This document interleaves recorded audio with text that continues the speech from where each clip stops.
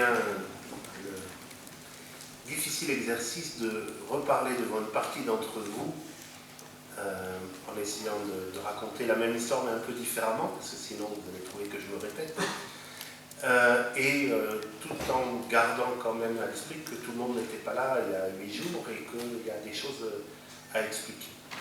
Donc je vais adopter un point de vue un tout petit peu différent de la fois précédente, à nouveau préparer le terrain pour la personne qui va parler derrière, et je vais donc présenter la catastrophe sanitaire, et puis ensuite je vais prendre le point de vue de l'ONU et expliquer comment, à mes yeux, ils ont organisé leur réaction, leur réponse à cette catastrophe sanitaire. Donc, pour commencer, je vais simplement parler de cette épidémie, et on va d'abord avoir un point de vue de biologiste tout à fait particulier. Imaginez-vous, on est il y a 80 ans à peu près, 80 ans, peut-être 100 ans, probablement quelque part dans le golfe du Bengale à ce moment-là. C'était avant le début de ce qu'on appelle la 7e pandémie de choléra, qui a commencé plutôt en Indonésie, mais probablement l'endroit où la souche s'est préparée était dans le golfe du Bengale. C'est une zone où l'homme est en contact très étroit avec l'eau, et dans cette eau, on va trouver des bactéries, on va trouver différents protagonistes qui vont construire ce qu'on pourrait presque appeler l'arme du crime. Donc là, soit dans l'eau, soit dans l'intestin de personnes, on peut trouver une bactérie qui est une bactérie extrêmement mobile, qui a un flagelle, qui est Vibrio cholerae. Mais ce Vibrio cholerae qu'on a dans ces environnements hydriques est finalement très inoffensif pour l'homme, et on n'a pas trop de problèmes. Alors si je vous parle de ça, c'est parce que justement, on va jouer sur ce mot plus tard pour essayer d'entraîner la confusion. Donc vous avez Vibrio cholerae. Alors je vais introduire maintenant un nouvel acteur qui est un phage. Alors un phage, c'est quoi? C'est un bactériophage, c'est un virus, et un virus qui attaque les bactéries. Finalement, ces braves bactéries de l'environnement n'ont pas une vie si tranquille que ça, elles sont aussi agressées par des virus, et les agressions sont quand même assez sauvages. Enfin, le virus vient, injecte son matériel génétique et utilise toute la machinerie de la bactérie pour se reproduire. De ce fait, entraîne normalement la mort de la bactérie. Alors, si je vous parle de ça, c'est qu'il s'est passé quelque chose il y a 80 ou 100 ans. C'est que suite à ces agressions, au moins l'une de ces bactéries a réussi à s'en sortir, et elle s'en sort en faisant elle s'en sort en l'attaque, et au lieu d'être détruite, elle va incorporer un petit peu du génome de ce phage. Pourquoi c'est important? Ça va transformer votre bactérie, c'est toujours un Vibrio cholerae, mais c'est un Vibrio cholerae qui est capable de synthétiser une toxine. Voilà, si je fais là-dessus, ça va pas marcher, mais là ça marche. Voilà, alors il ne s'agit pas d'expliquer le fonctionnement de la toxine, mais cette toxine, fabriquée maintenant par la bactérie, qui lui vient du matériel génétique du phage, va transformer sa vie. La bactérie est capable, dans l'intestin humain, de se fixer sur les cellules intestinales, et d'une manière ou d'une autre, d'ouvrir les robinets, en quelque sorte, qui sont sur nos cellules pour y faire partir de l'eau. Ça provoque quoi? Ça provoque des vomissements, ça provoque de la diarrhée. Pour nous médecins, ça provoque une maladie, mais pour la bactérie, ça provoque une voie de sortie et d'un passage d'homme à homme, parce que c'est beaucoup plus facile qu'un digestif d'un individu à un autre si on lui provoque de la diarrhée et des vomissements que s'il n'a pas de maladie. Et donc ce Vibrio cholerae, il y a 80 ans, s'est spécialisé dans l'infection interhumaine parce qu'il avait acquis la toxine. Et donc on remonte il y a 80 ans, on a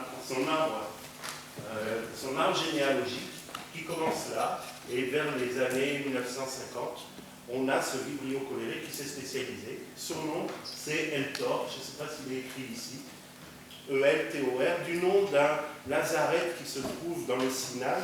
En fait, on est entre l'Indonésie, le golfe du Bengale, l'Arabie avec les mouvements en particulier dus au pèlerinage à la Mecque.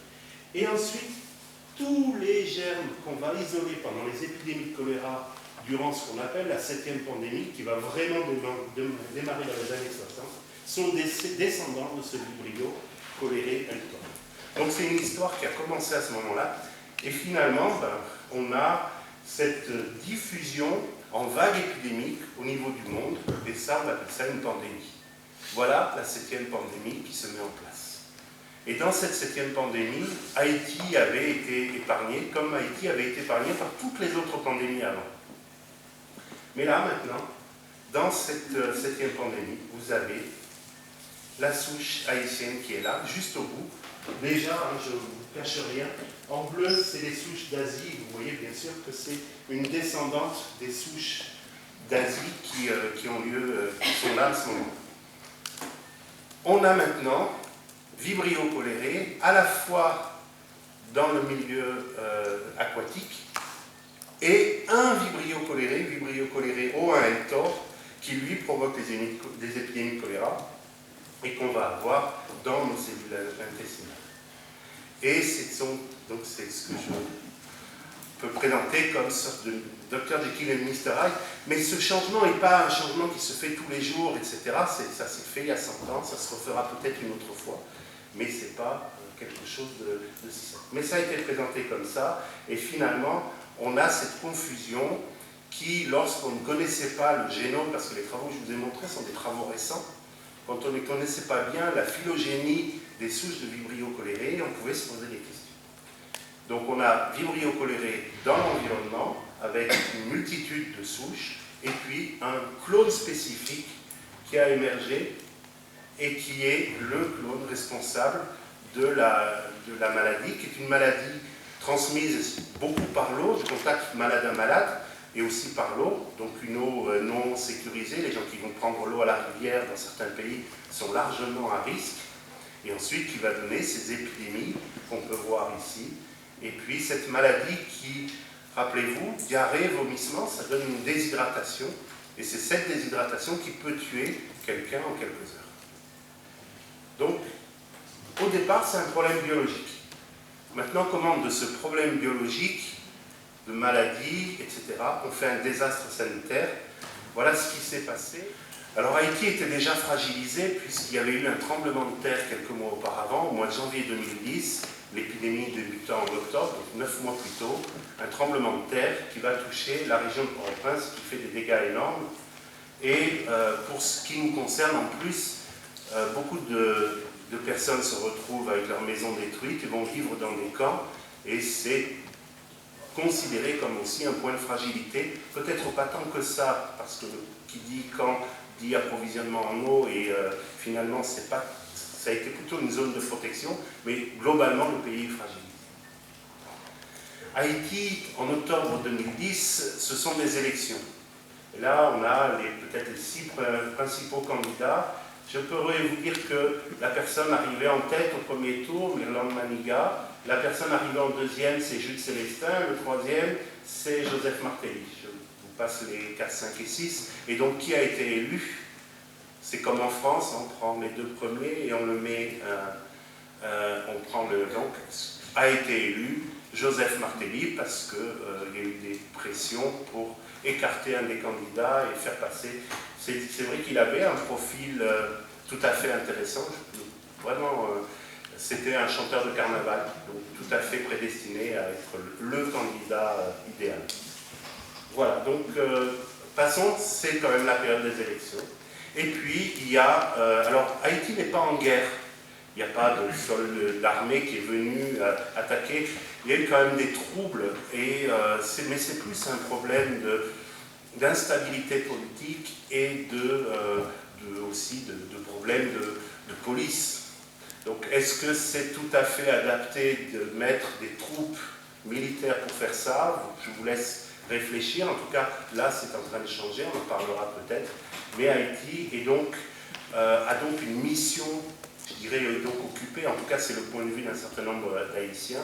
Il y a une mission de maintien de la paix en Haïti, et après le tremblement de terre a été renforcée, Et donc, beaucoup de casques bleus, environ 10 000, sont présents, sont des militaires qui, pour des raisons économiques, viennent plutôt de pays pauvres.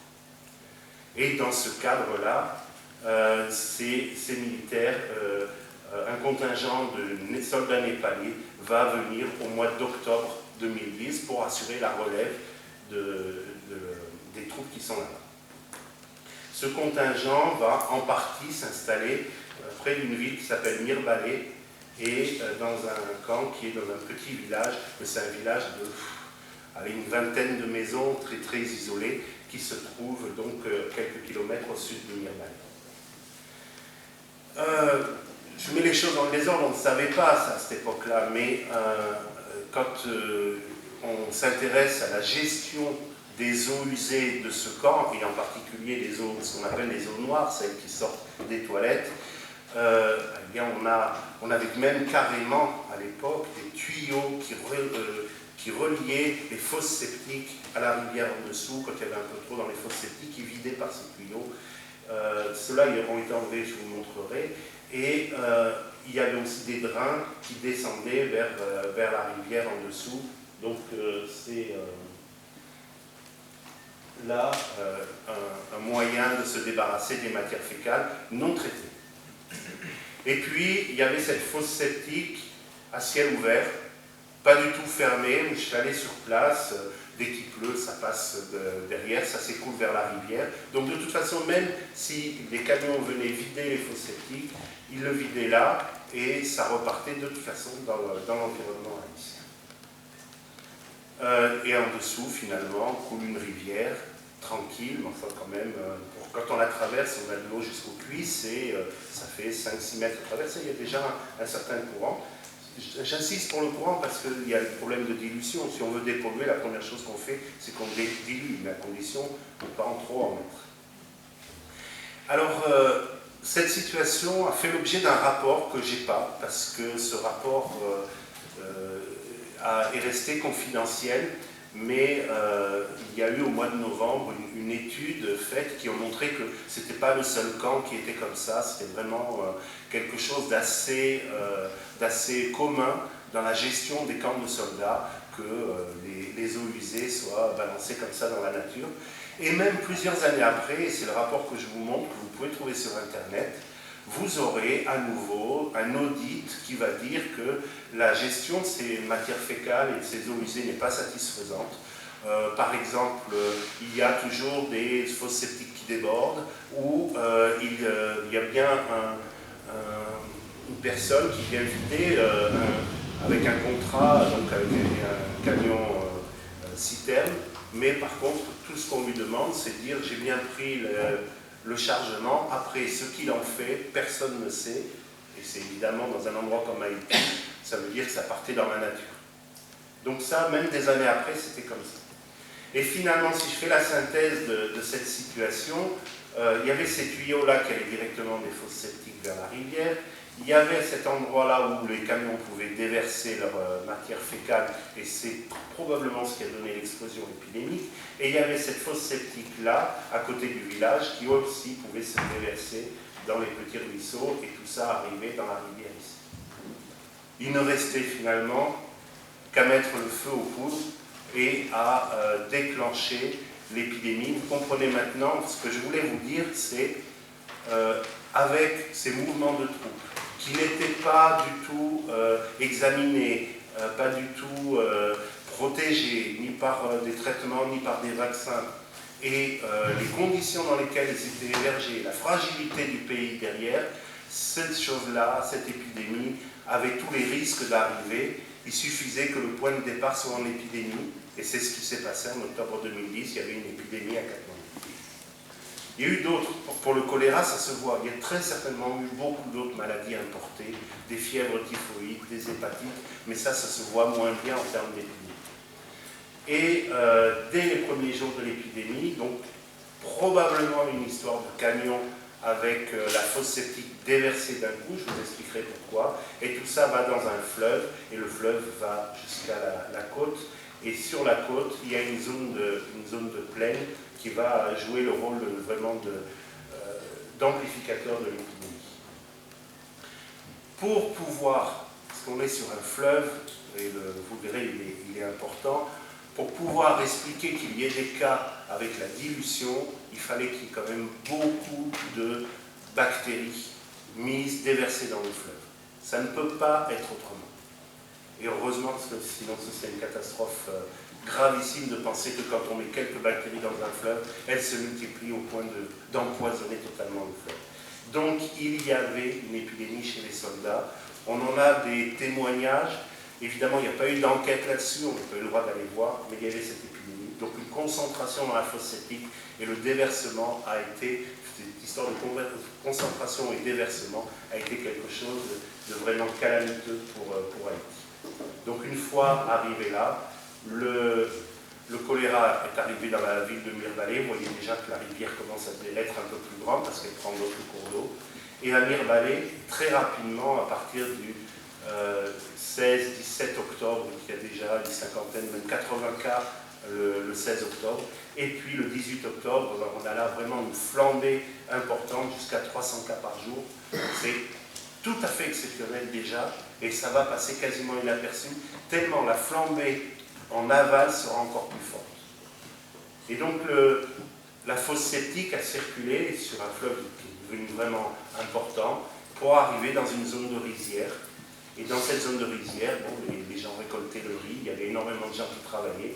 Et quand on travaille, même si l'eau était plus ou moins sécurisée à domicile, ce qui n'était pas toujours le cas, mais l'endroit où ils travaillaient, évidemment, ils buvaient l'eau, il fait chaud au soleil, ils buvaient l'eau qui était dans les canaux, qui est une eau finalement pas si turbide que ça. Et l'explosion épidémique a donc lieu surtout dans cette zone de rizière, et du jour au lendemain, là, ce sont des milliers de personnes qui vont affluer vers les hôpitaux. Et le premier jour de l'épidémie, dans cette zone-là, il y a 0 cas le 19 octobre à midi. Le 20 octobre à midi, il y a 1000 cas. 52 structures de soins qui sont dans cette zone de rizière. Toutes reçoivent des patients en mauvais état, et des dizaines de morts, environ 70 morts par jour dans les structures de soins. Vous faites beaucoup, beaucoup plus, on verra tout à l'heure. Et on va dès le deuxième jour, à un pic à 2000 cas. Tout ça évoque une contamination en même temps, concomitante, de dizaines de milliers de personnes, parce que quand vous avez une épidémie, vous n'envoyez qu'une partie dans les structures de soins, les autres se soignent à la maison ou meurent à la maison sans qu'on s'en aperçoive. Donc des dizaines de milliers de cas qui, travaillant dans ces rizières, vivant dans ces villages, se sont contaminés. Et derrière ça, ça a entraîné une véritable onde de choc épidémique.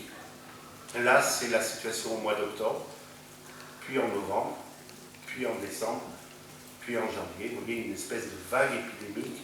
Je vous passe les chiffres, c'est pas ça qui compte, c'est vraiment cette diffusion centrifuge. Alors pour arriver sur les chiffres, j'ai trouvé donc cet élément, finalement le seul qui donne une idée du nombre de morts par cette épidémie. C'est fait dans le courant de l'année 2012, c'est une enquête auprès des ménages, et c'est une enquête qui va toucher quand même, concerner plus de 50 000 personnes. On arrive quand même à environ 27 000 morts sur les premiers mois de l'épidémie. Officiellement, à cette période-là, il y a 5 à 6 000 morts, on est à 27 000 morts. On a d'autres travaux qui ont été faits, par exemple dans le nord de l'île, dans des zones rurales, et là, vous voyez cette courbe, on va certaines semaines jusqu'à 40 morts dans la semaine sur une toute petite zone, il n'y a pas énormément d'habitants, et on a ces cartes qui sont extrêmement parlantes, qui montrent que, par exemple, à certains endroits, comme il n'y a pas d'accès aux soins, plus de la moitié des malades vont mourir. Jusqu'à 50% parmi les malades, et comme le nombre de malades est assez important, on va atteindre jusqu'à 5% de mortalité, ce qui est énorme dans une épidémie, c'est vraiment colossal. Tout ça fait penser qu'il y a eu vraiment des dizaines de milliers de morts. La plupart des morts n'ont pas été comptabilisés à ce moment-là. Ce n'est pas de la mauvaise volonté, c'est juste que c'était impossible. Et puis l'épidémie va durer, mais bien sûr en s'atténuant pendant des années. Là, voilà à peu près la courbe. Alors officiellement, on a 800 000 cas quand même sur cette épidémie. Donc quelque chose d'assez monstrueux qui fait de cette épidémie la plus grande épidémie de ces 20 dernières années dans le monde, dans l'épidémie de choléra. Finalement, il y a plus de morts sur cette épidémie de choléra que l'épidémie d'Ebola, parce que même si on a loupé des morts par Ebola, on en a loupé moins que lors de la première phase du choléra. Maintenant, ça c'est la catastrophe sanitaire, j'en ai fini, juste, on va venir maintenant sur un désastre politique. Et je vous présente deux personnes, l'une des personnes, vous la connaissez, c'est Ban Ki-moon, l'autre vous ne connaissez pas, c'est Edmond Mulet, c'est son chef de cabinet à l'ONU à la fin du mandat de Ban Ki-moon, mais avant c'est le bras droit de Ban Ki-moon. Il est envoyé, après le tremblement de terre, le représentant de Ban Ki-moon décède dans le tremblement de terre, et Edmond Mulet est envoyé pour prendre la suite. C'est lui qui va gérer l'épidémie de choléra. Je l'ai rencontré, je lui ai expliqué ce qui s'est passé, et puis j'ai vu comment il a réagi, on pourra en discuter. Donc voilà la stratégie de l'ONU, si je la résume, de manière finalement relativement neutre, même si ça vous paraît choquant ce que je vais vous dire. D'abord, ça a été d'écarter les témoins gênants. Le camp, personne n'a pu y rentrer, en particulier il y a eu une investigation épidémiologique avant même que ça explose dans le bar Artibonite, dans la zone de rizière. La fosse septique était en train de descendre la rivière. Et là, il y a déjà, parce qu'il y avait ce problème à Mirebalais, il y avait des médecins cubains, une mission épidémiologique qui est là, ils n'ont pas le droit de rentrer, on leur dit non, non, il n'y a pas de problème, il n'y a pas de malade, tout va bien. Des journalistes sont venus, je peux parler de Sébastien Walker, par exemple, de Al Jazeera, qui a fait, vous trouverez sur YouTube, et qui voit des soldats déjà en train de faire des choses bizarres, d'enlever des tuyaux et des trucs comme ça. Un autre journaliste, j'en parlerai aussi, Jonathan Katz, a enquêté là-dessus, mais évidemment, ils n'ont pas le droit de rentrer, d'aller voir ce qui se passe. Et puis, il y a un certain nombre de discours et de discussions qui sont menées. Alors, on ne peut pas le lire, mais en gros, tout ça, c'est pour dire ah, l'épidémie, c'est les premiers articles sur ce qui s'est passé. L'épidémie est un peu un mystère, mais on ne saura pas. Parce que c'est normal qu'on ne sache pas pourquoi il y a une épidémie. Et Georges, qui est là, qui s'occupe du diplôme universitaire de santé humanitaire, sait très bien que dans l'enseignement du diplôme universitaire de santé humanitaire, on enseigne à chercher les causes des épidémies, à faire l'investigation. Et c'est mardi prochain, je dois faire court. Voilà, investigation d'une épidémie. C'est quelque chose de tout à fait classique. Et là, tout d'un coup, oh ben non, ça ne sert à rien. Ce qui est important, c'est de soigner les malades. C'est ce qui va être raconté et de différentes manières. Et puis, voilà, ça ne sert à rien de chercher la cause de l'épidémie. Ce qui est important, dit le CDC. Le CDC, c'est l'organisme aux États-Unis qui s'occupe justement de surveiller, faire la surveillance épidémiologique. Oh ben non, là, c'est pas important. Ce qui est important, c'est de soigner. On n'a pas ça. Voilà. Bon, en gros, il y a un meurtre et des blessés. On soigne les blessés, on ne s'intéresse pas si quelqu'un a tué. Ça, c'est le premier point, écarter les témoins gênants. Donc, d'une manière ou d'une autre, faire en sorte qu'il n'y ait pas d'enquête judiciaire, mais ni journalistique, ni épidémiologique. Le deuxième point, c'était d'effacer les preuves. On a cette explication, là je l'ai agrandie, bon, effectivement, il y a un contingent népalais, c'est ce que dit l'ONU, mais on a 7 fosses septiques construites en circuit fermé, vous les avez vues, hein, les fosses septiques en question, qui répondent aux normes de construction de l'Agence de protection de l'environnement. Elles sont vidées chaque semaine par 4 camions, une compagnie privée. Le site est à 250 mètres de la rivière, c'est vraiment plus que ce qu'il me faut. Et il y a même une unité chargée de la conformité environnementale. Donc vraiment, il y a ce discours qui est porté pour dire non, il n'y a vraiment rien, il n'y a pas de problème. Et en même temps, on va l'apprendre quelques mois après. Ces travaux que Sébastien Walker ont vus ont été repérés aussi par différents experts qui, plusieurs mois après, ont le droit de rentrer, et quand même qui disent il était évident à l'inspection que, parce qu'on expliquait les Haïtiens localement, que des travaux récents, juste après octobre 2010, au début de l'épidémie, en fait, vers le 24-25 octobre ont été faits dans cet endroit-là. C'est évidemment pour enlever les tuyaux qui allaient directement vers la rivière. Donc là, c'est l'effacement des preuves. Et puis ensuite, il y a la communication. Alors là, on a quelque chose qui est très intéressant aux États-Unis, qui est que des journalistes ont le droit de se faire communiquer des messages et des communications. Il y a un droit, un acte que je ne connais pas. Et Jonathan Katz utilise ça et obtient des informations, obtient des échanges de mails faits au sein du CDC, qui est un organisme gouvernemental. Et en gros, cet échange de mails montre qu'ils sont en train de se préparer à communiquer sur une ressemblance entre les souches en Haïti et les souches sur la zone d'origine. Et en fait, la communication, je la connais, je l'ai vue après, c'est oui, mais on ne peut jamais rien prouver avec ça, etc. etc. Il y a les souches savoyages, on ne sait pas qui, même il y a eu des travaux pour essayer de faire penser que ça venait peut-être du Cameroun ou des choses comme ça. Et même, en allant encore un peu plus loin, les journaux scientifiques s'y mettent en disant ça ne sert à rien de chercher, c'est pas ça qu'il faut faire, il faut soigner les gens. Rechercher la cause d'une épidémie devient une curiosité scientifique pour le futur. Et ça, c'est porté par une revue très prestigieuse qui est le Lancet Infectious Disease.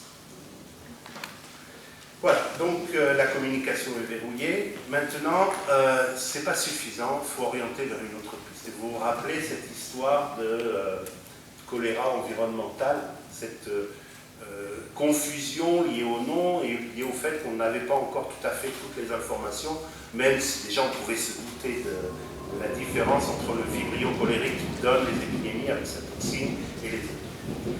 Toujours est-il que à ce moment-là, une théorie existe et dans le site que Ralph a entretenu à ce moment-là, il va poser la question sur cette théorie justement autour du bar artibonite, de cette zone de mélange entre les eaux de mer et les eaux de rivière qui sont favorables à la croissance de vibrio choléré dans le delta de l'Artibonite.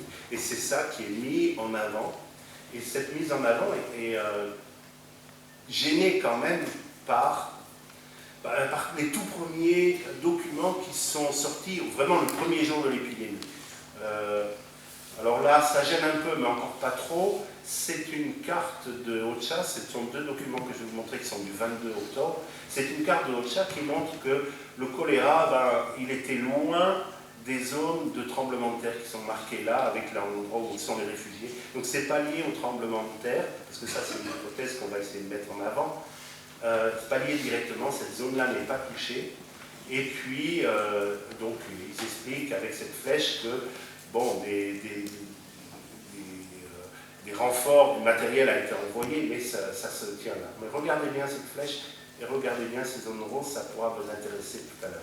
Et là, donc, c'est vraiment pour dire que ça s'est passé loin des zones du tremblement de terre. Donc ça peut être un peu gênant, mais alors ce qui est le plus gênant, c'est un rapport de la Pan American Health Organization, qui est aussi du 22 octobre. C'est l'OMS, mais aux États-Unis. Donc c'est l'ONU.